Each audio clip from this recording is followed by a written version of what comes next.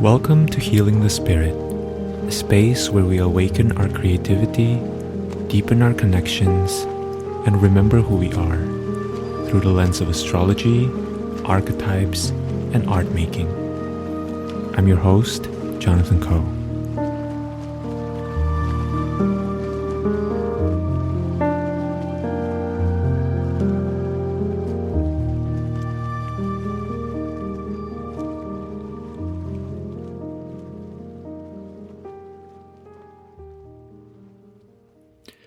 Hello everyone, welcome to Healing the Spirit. I am excited to be sharing with you some thoughts, reflections, contemplations on the week of May 13th, 2024.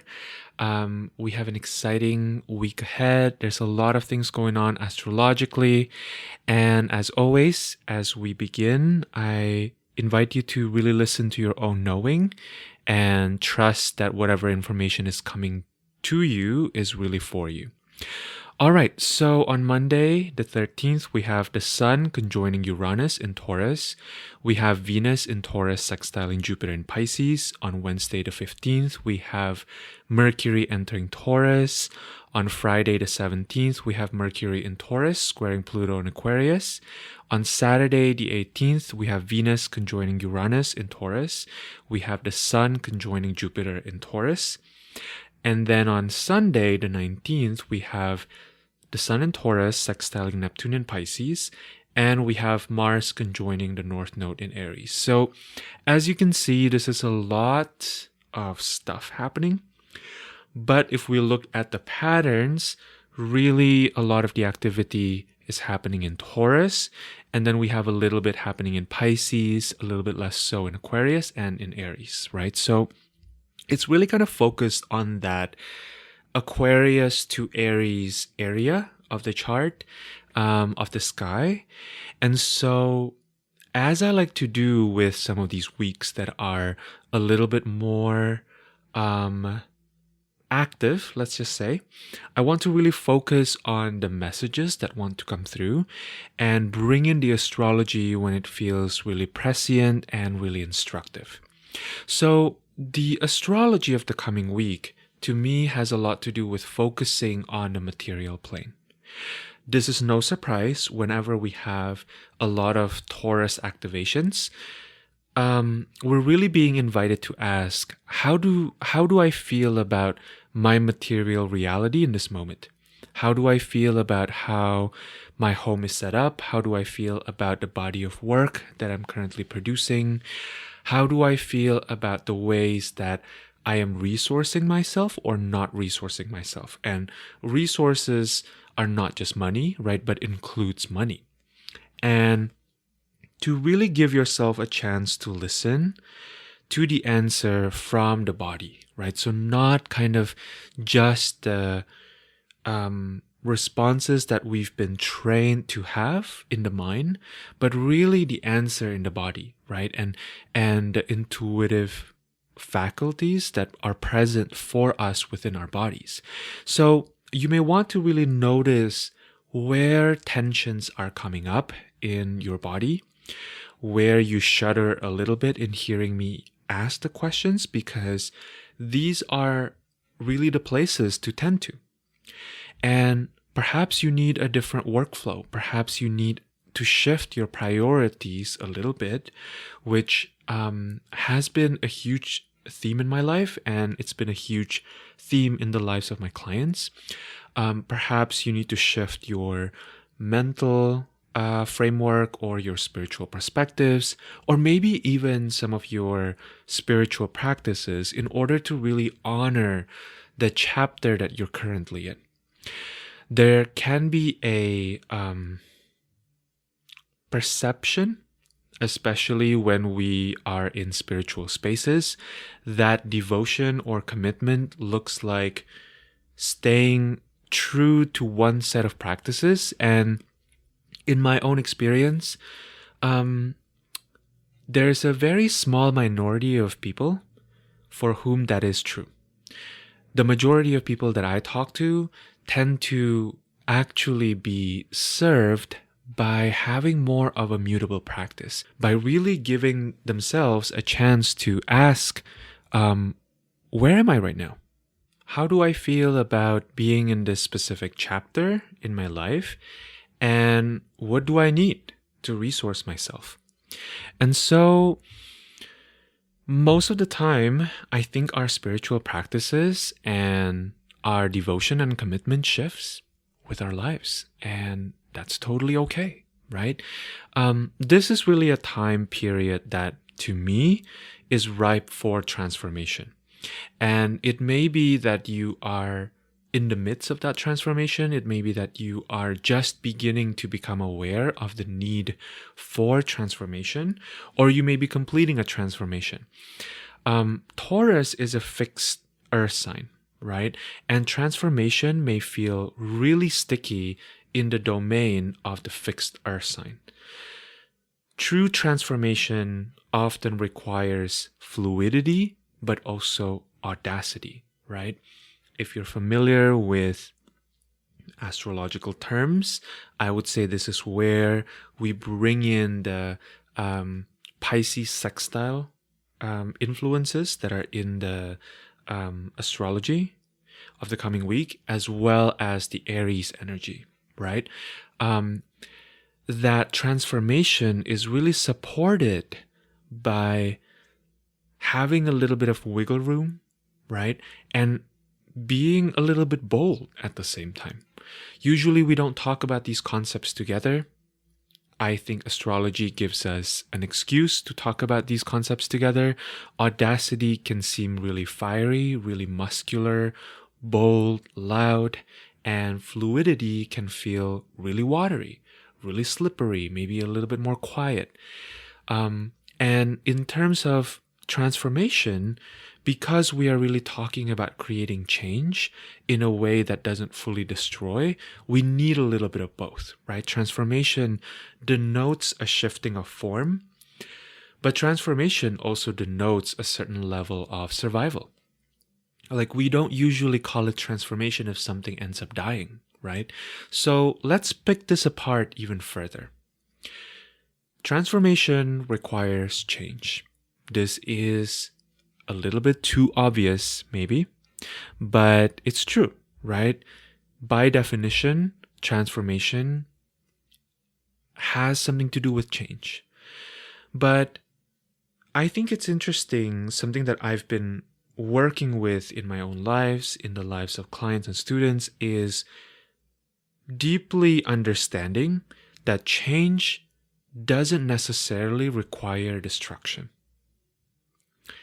Change requires reorganization. Change requires a willingness to try on new perspectives, new templates. Change may bring discomfort. It may require us to slow down.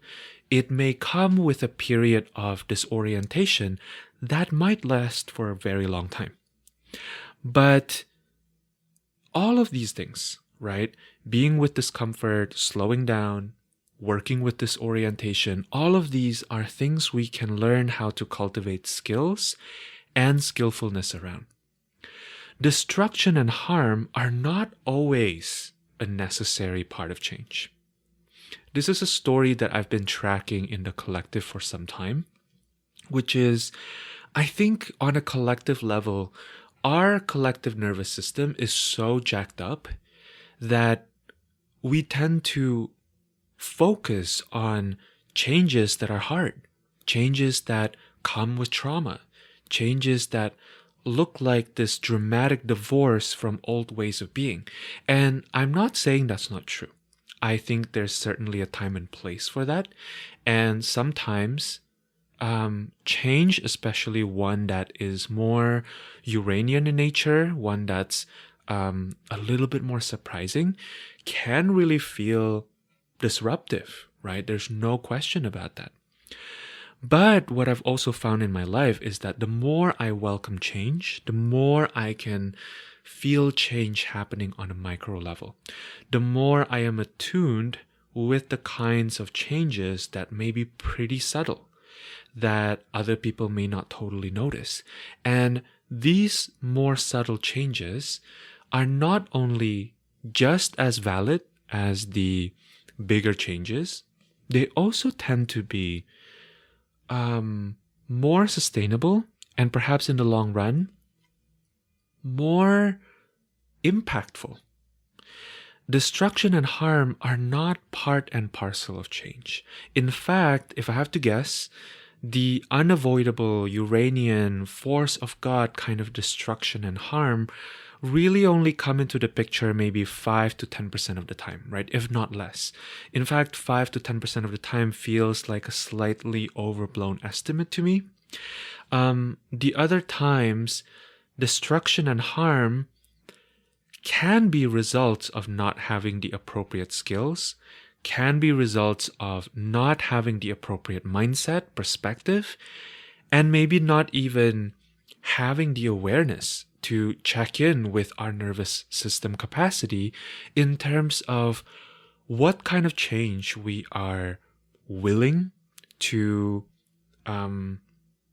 enact, right? And how we can handle such change with grace. Because if there's anything that we can kind of remember as one of the tenets of magic, is that we all have agency. We are all creative beings, and so there's some level of agency we can exercise in most situations we find ourselves in. And that agency may not be something that's immediately apparent or obvious to us, but just the fact that we need a little bit of time to see them doesn't mean they don't exist, right? And we can train ourselves to be able to see more clearly and have the capacity to attune to those potential for working with change in a way that feels skillful, and that really is a collaboration between us and the web of life that's around us.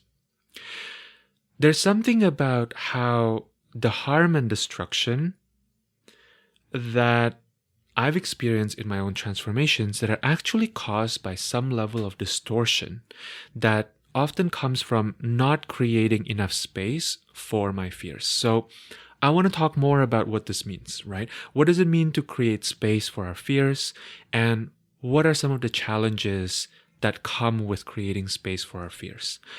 To me, creating space for my fear is about having enough neutrality, or maybe even some objectivity with my fear, so I can be in this dialogue with my fear. I can listen to what my fear has to say to me, and I can feel into the responses that are arising from the communication that I'm engaged with that fear, right?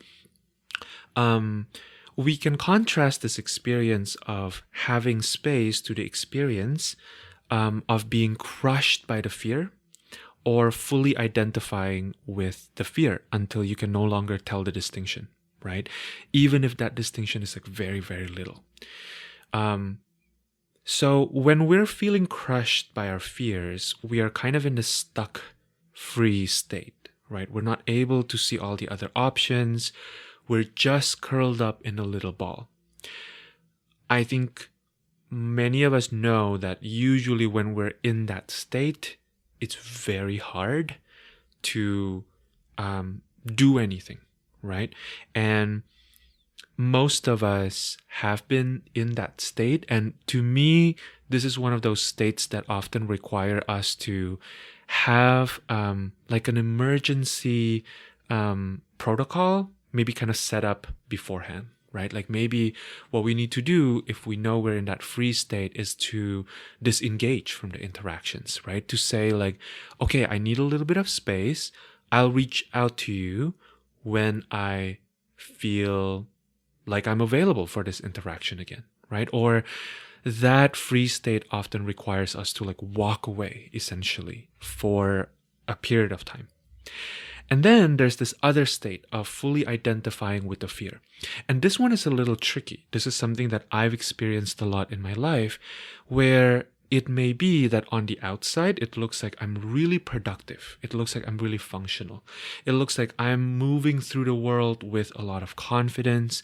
Maybe I'm even achieving a lot of success. But when I'm identifying with the fear, the reason why I do what I do is all driven by that fear, right? It's almost like kind of like possession, I'm like possessed by that fear, and everything that I do comes out of that fear, right? It's a response to that fear. And we all know where that leads us, right? It may lead to short-term successes, but in the long run, it may lead to burnout. It may lead to losing sleep. It may lead to burning important relational bridges because we're no longer able to separate between our fears and reality.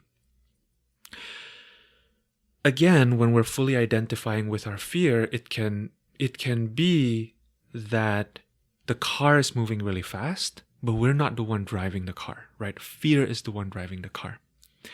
And sooner or later, we end up either actually recreating our worst fear scenarios, because what you run away from will tend to catch up with you at some point, or we get so tired and we just kind of want to throw everything away, right? We want to throw away all the babies with all the bathwaters, right? And so creating space for our fears, to me, is kind of the middle path here. It requires deep listening, and it also requires us to commit to not being totally reactive, right? When we listen to the information that comes through, when we are in conversation with that fear, we're not going to indulge in all the impulses that come with that, right? We want to listen, and in the listening, simply be present with the information. Right? When we listen to our fears, usually it tells us a bunch of stories, but some of these stories may be more true than the others, right? Some of them may just be concerns that are not even coming from ourselves, right? Like it may be somebody else's concerns that we are hiding behind. There's a deeper fear usually that's more personal to us, that is more true to us, that we're not always able to identify. And sitting on top of that more true fear is some sort of fabricated version of what we're fearing that's usually having to do with some kind of collective voice or like ancestral voice, right? Like, okay, I'm going to give an example.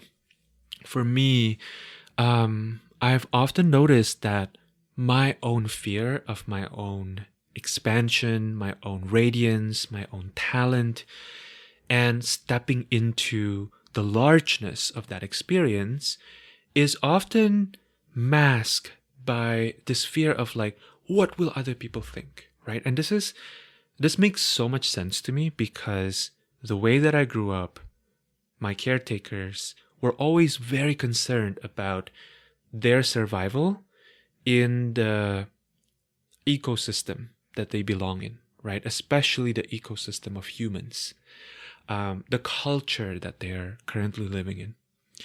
And to be honest with you, and this is really kind of like this is really coming from an honest place. I am not someone who cares that much about what all these other people think.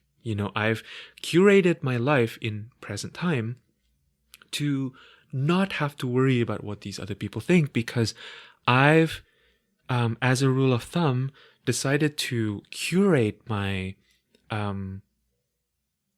social circles to mostly just include people I really love, people who really love me.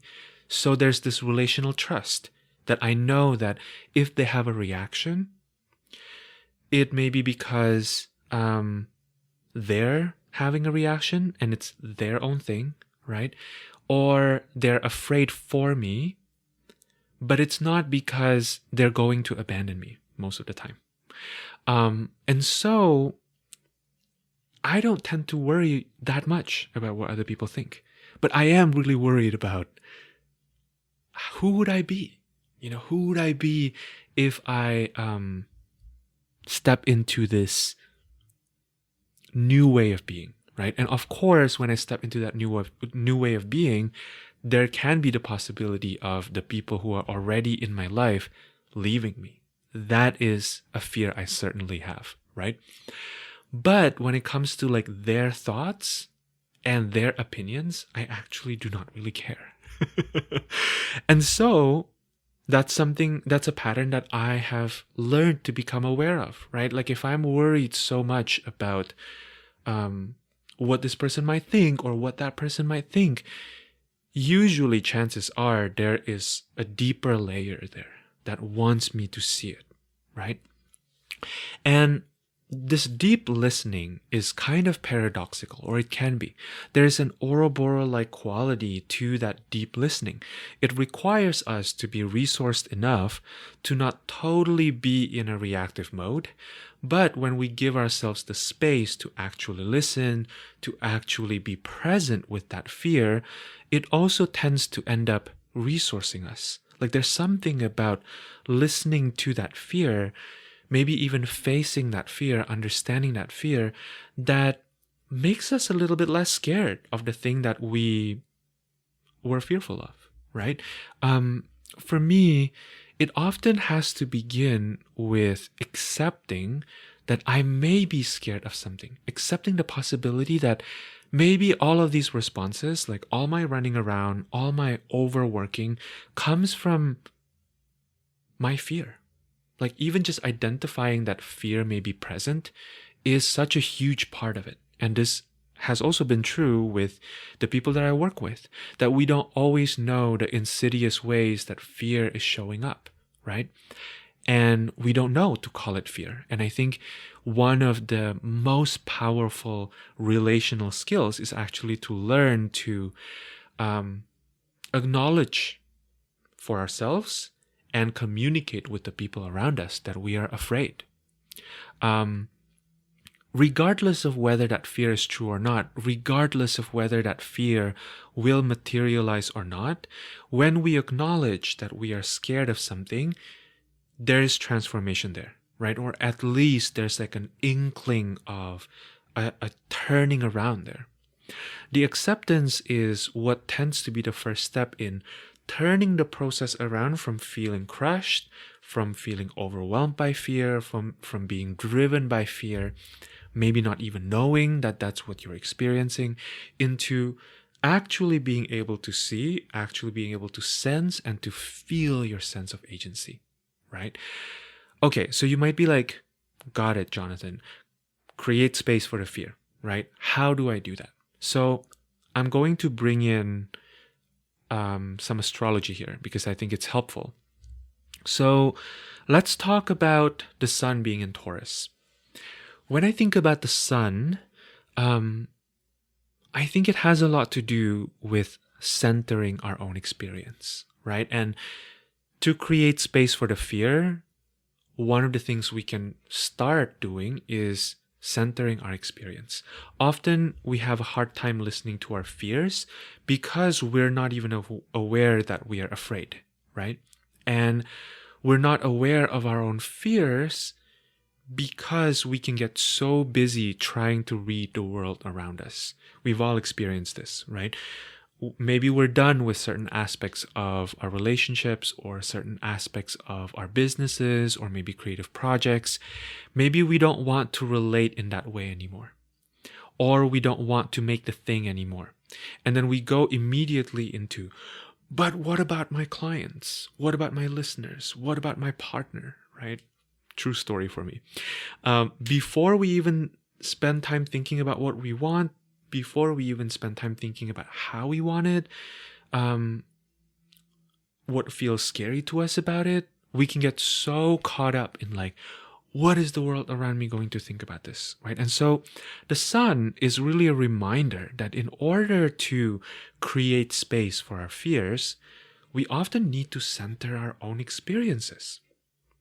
You don't have to do this forever, right? I actually highly recommend not getting stuck in one's own experiences because, well, okay, listen, the world is huge, right? And getting stuck in your own experiences can feel so claustrophobic and intense and very scary for some of us. This is why we often even default to checking in with everybody else and how everybody else is doing, because there's something so intense about being like, wow, I am scared. Wow, I am worried, right? Like really giving ourselves the chance to feel the enormity of our current experience is huge, right? And I think part of creating space for fear is really giving ourselves a little bit of space, right? To check in with how we're truly doing. And then this is where I think things get really interesting, because I want to talk about this too from the perspective of Venus. So to me, there are two things that Venus is really curious about. One is, what is the sensation of that fear in the body, right? How does that fear manifest for you in your body in the present moment, in this present time? There's something about Venus that is about sensation, right? That is about like this internal experience that we have when we think about Venus being part of the nocturnal sect, right? There's kind of an internality to Venus. And this question is super powerful. I think that many of us right now in the collective are very aware of how important this question is, how important it is to ask ourselves where the sensation of that fear is in our bodies. And I think it's also important to supplement this awareness or this inquiry with the question of, how do you want to relate to that sensation, right? Often I think we forgot one or the other. There's nuance and there's balance here, right? So let me start with the astro theory and then maybe trickle down into a more practical wisdom, hopefully.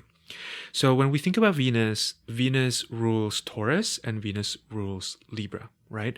Taurus is fixed earth sign and the earth governs the body, and Libra is a cardinal air sign, and Libra governs the mind and relationship, right? And so the body and the mind are always working together.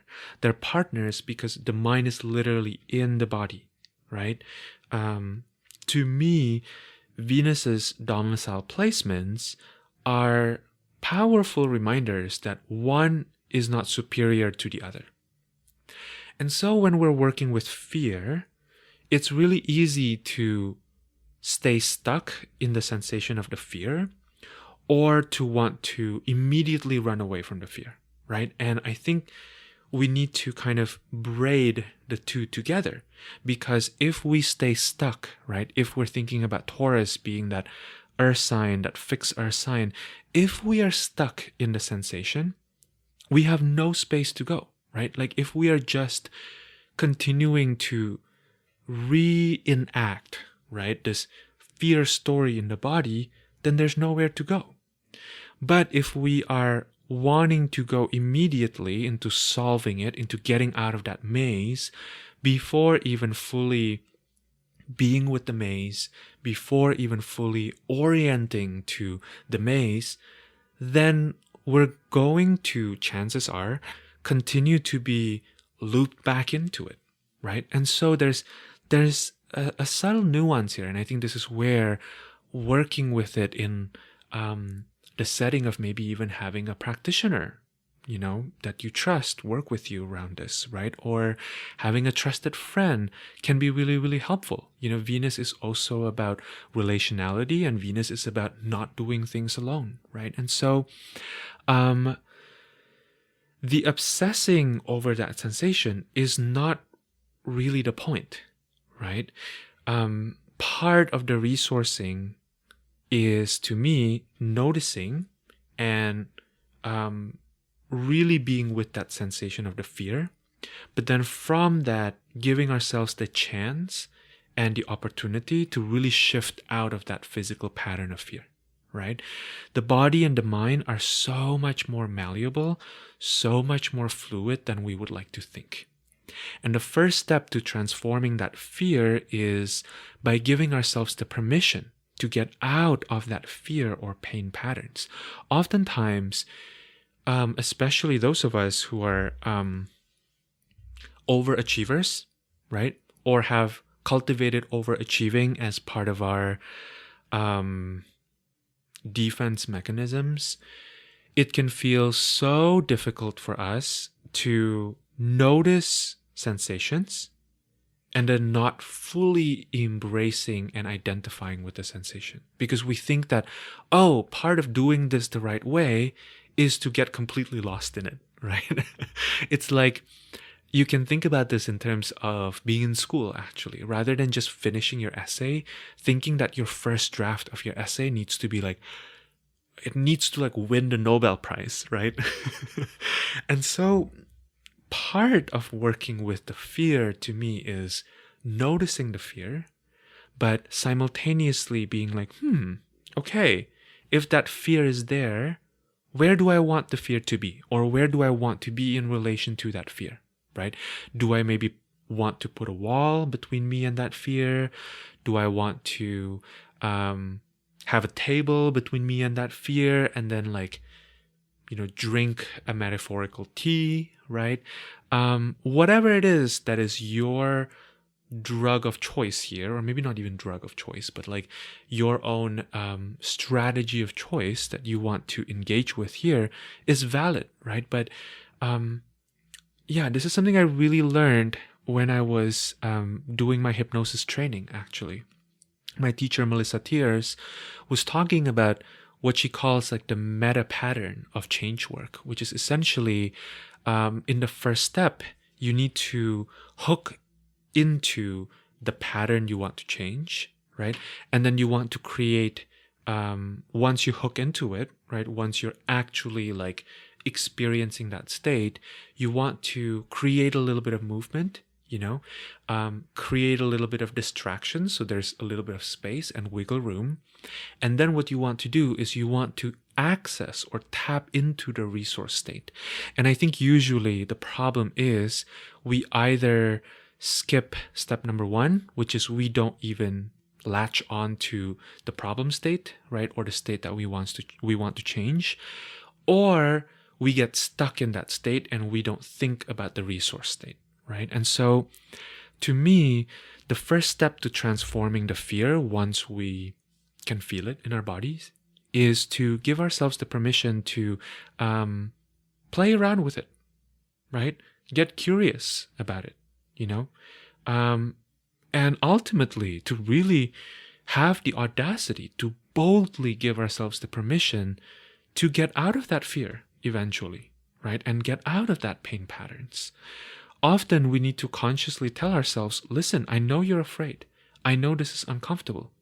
And you got this, right? You're smart. You're strong. You've got the resource to wind yourself out of the state and back into movement, This is why I've recently been noticing that sometimes when friends come to me with some deep stuff, that they are working with that feel really sticky in their bodies, sometimes all they need is really a friend to be like, I see you, I see your pain, and I know you've got this. Just like that encouragement can be so powerful, right? Especially when that encouragement doesn't come from a space of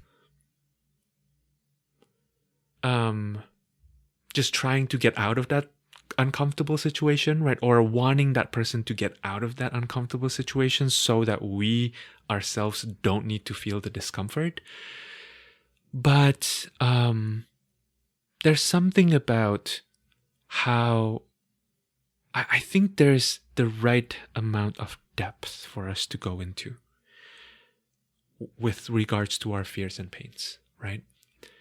I don't think that with fear and pain, we always need to get all the way to the bottom of it. In fact, I think that getting so dogged and rigid about needing to get to the bottom of it is often coming from perfectionism, which is its own version of fear, right? So it's like the 7 layers of sin, or rather the 7 layers of fear and pain that doesn't have an endpoint to it, and I think part of having the wisdom to work with fear and pain is to know how deep do I need to hook into this to create some change, but where do I need to tell myself and remind myself not to go any deeper? And in that awareness, in that wisdom, I think we can often find a different relationship and a different orientation to our fears. So when we put our fears in context, meaning we zoom out far enough so that our fears can coexist with our gifts, with our joys, with our silliness, with our creativity, then we can really see that fear is not the only thing in the room, right? Our fears, our pains, our heartbreaks make up who we are, no doubt. But we're also not doomed to being stuck in these experiences. So I wanted to pull an oracle card for all of us to end this contemplation.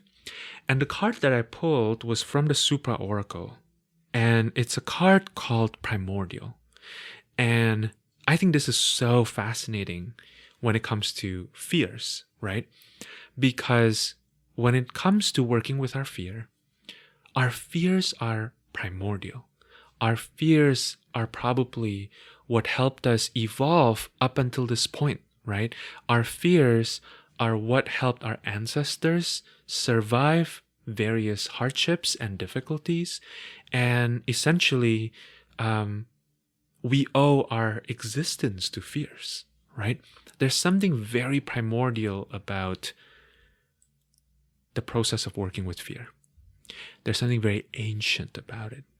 And I think remembering that our fears are archetypal, it's not about denying the reality that there's also a personal component to our fears, right? The personal component, in fact, may be a very important component of it, right? And it may be a huge part of it. But when we understand that there's something primordial, something archetypal, something ancient about our fears, it also helps us understand ourselves as this great ecosystem, right? Like, because the reality is we are not just these isolated individuals. Yes, we are individuals. Yes, we have our own distinct bodies and minds and spirits, and also we are always connected, right, to the all and the beyond. And so it's important, I think, to also hold this perspective of how part of the work that we're doing is also something that our ancestors have moved through, right? It's something that other people that maybe we've admired throughout history or in culture, right, that have a certain level of visibility have moved through. And I think that remembering that fear is a universal experience, even though you are unique in the specificity of your fears, is to me a really powerful reminder. All right. Thank you so much. I hope this contemplation has been helpful for you. I hope that it has provided you some perspectives and insights into working with whatever is coming up for you in this week. And yeah, if any of you have been enjoying the podcast, I would love for you to review it or subscribe, share it with your communities. And yeah, that's really the primary way that this work gets out there. And it's a project that means deeply to me. And if you are listening all the way to the end, I imagine it also means something to you. And so I would really appreciate any way you can help get this podcast out there. All right. Thank you so much. I am sending you so much love, and I will see you again soon. Take care.